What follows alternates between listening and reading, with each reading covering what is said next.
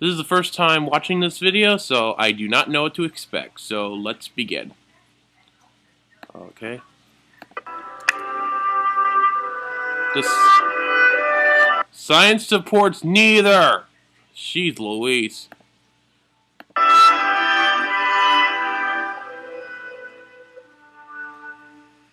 Alex, do you think science supports creationism or atheism? Good question. There is no real theory of atheism, but there obviously are a lot of atheists. Let me say two things before I answer the question. Number one is that when you're looking at a debate with an atheist and with a creationist, you will notice that the creationist is always giving evidence for the existence of God. In other words, he's using inferences to the best conclusion by showing, for example, complexity. Atheists and people who accept evolution are not mutually exclusive. Oh my goodness. That is such a load of crap. Seriously. The design features of the universe. He's making a point to show evidence for God. The atheist, on the other hand, is never giving evidence for the non-existence of God. For that, you would have to do something. That's not always true. We have philosophers like Michael Ruse. Let's see, Michael Ruse. Who else off the top of my head? Oh, Quentin Smith. They're always making philosophical arguments against the existence of God. So that notion is bullcrap. Like, hey, we did an experiment. Someone died. He was dead for a year. He came back, and, he said he was in the tomb the whole time. Or, we've looked at the outer reaches of the universe, we've gone to heaven, and there was nobody there. That's not what the atheist does. The atheist tries to prove evolution. Now, again, evolution and atheism are not mutually exclusive. Evolution just means change over time. Natural selection describes the process of how organisms adapt to their environment. Oh my goodness gracious. None of that whatsoever disproves God. Evolution disproved God? Of course not, because God could have worked within the mechanism of evolution. But what he's doing on his best day is showing that his worldview can stand without the need for God. Okay? Oh my goodness gracious. Just watch a Kenneth Miller's video refuting intelligent design. Rather than actually needing God. So he never disproves God, never tries to. I've never seen an atheist actually try to disprove God. He's just trying to make the point that... I hate the fact you use hasty generalizations. Oh my goodness gracious. You don't need God. Okay? Creationists, giving evidences for God. Atheist, on his best day, is not saying there's no God, but saying that you don't need God. Okay, done with that. And let me say one more thing before I answer the question, and that is, during my PhD studies, I learned that scientists never use the term prove when they're talking about a theory. What they say is the evidence supports. Which direction is the evidence going? Is the evidence pointing in this direction towards a theory or towards what we call the null hypothesis, the opposite or the rejection of that hypothesis? So which way is the evidence going? Okay, now that that's said, let's look at this. Does science support atheism or creationism?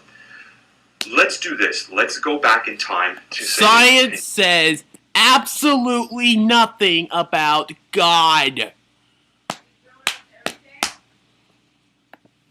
Years ago, or I'm sorry, 100 years ago, to 1911. And if you had the theory of atheism there and the theory of creation, and you look at theory of atheism. Atheism is a philosophical position. It's not a scientific theory. Oh my gosh.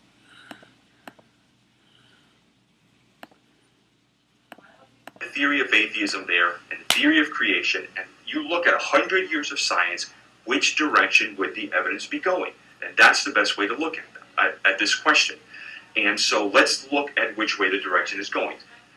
Since that time, we've learned that the universe had a beginning through the Big Bang theory, Big Bang cosmology, general relativity has showed us that the universe had a beginning.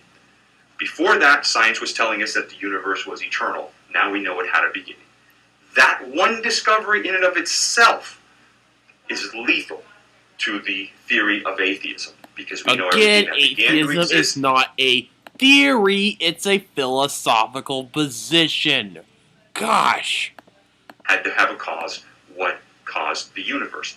But not only do we know that the universe had a beginning, we know that the universe is very, very fine-tuned.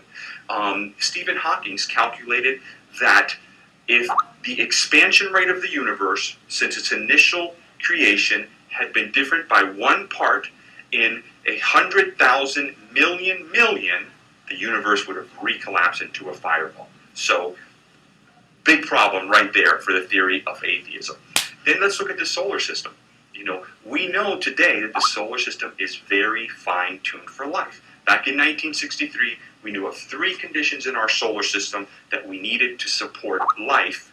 Today, there is 35 conditions for the universe, to have a life-sustaining universe, and 122 finely tuned conditions for our solar system in order to sustain life. They include things like the electromagnetic spectrum, the gravitational force, the distance from the sun, the axis of the earth, photosynthesis. It goes on to 120 variables that need to be finely tuned and work perfectly well together in order to sustain life on earth.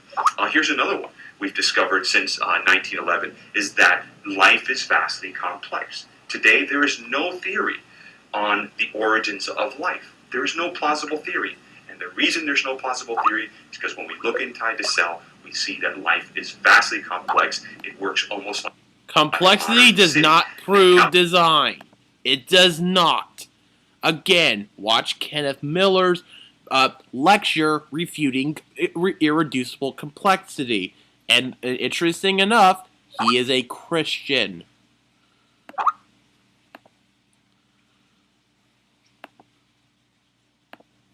calculated the odds of the simplest life form coming about through natural causes to 10 to the 40,000 power. And just to give you an idea of the size of that number, anything over 10 to the 30th power is impossible. And here we have the probability of life emerging through natural causes as 10 with 40,000 zeros after. Okay? So once again, it's getting much harder for the theory of atheism. Since then, we've learned that the laws of physics are finely tuned. They're more precise than even our most complex, precise instrument, which is a gravity wave telescope. That the laws of physics are vastly, vastly fine-tuned, and they must be fine-tuned to support life.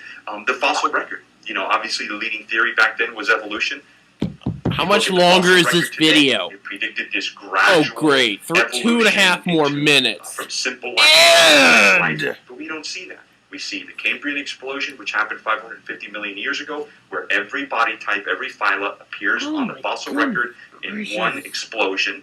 And then we see at least 3 extinction events, and life completely different, new species emerging right after those extinction events. The Permian extinction.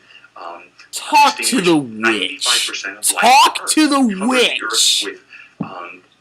With volcanic lava, and shortly after that, we see new species emerging on the fossil record.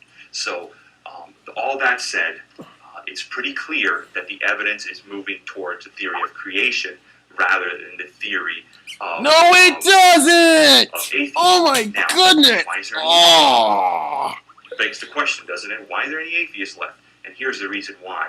Because, number one, they forget history. Most atheists jump on the bandwagon today and don't realize where the theory has gone. And all these discoveries. You misunderstand theory! Fuck you! Primarily, though, they just keep moving the goalposts. They just keep moving that goalpost. Keep moving that goalpost. End this video now! And that's why there's still atheists left. But let me close by saying this, because here's where they make their fatal flaw. Oh is boy! That let's say we got a Ford Mustang, And we took that Ford Mustang and we brought it to an ancient tribe in the Amazon. They'd never seen a car before. When they get in that car, they're going to think, wow, this is of the gods, and the gods brought this car.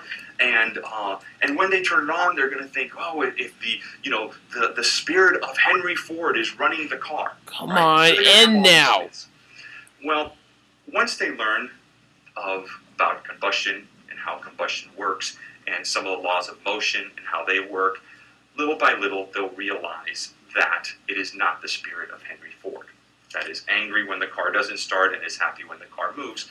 They're going to be able to eliminate some of those myths. And that's one of the things that doesn't prove creation. That doesn't prove creationism. That were perpetrated throughout the world. Oh my goodness! Their fatal flaw is to say that the car was not designed. That Henry 41 more seconds. Almost there. Some of these myths to saying there is no designer, and that's a big philosophical leap that they made. And you just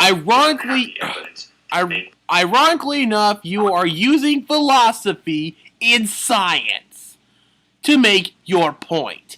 Oh my gosh. Fucking... That leap that car did not have a designer. Yes, it works on combustion. We know that now. Yes, it works by the laws of motion, but it's still... Cars are not biological organisms. They cannot adapt to their environment. Your analogy is horrible. Please. Oh, how much longer?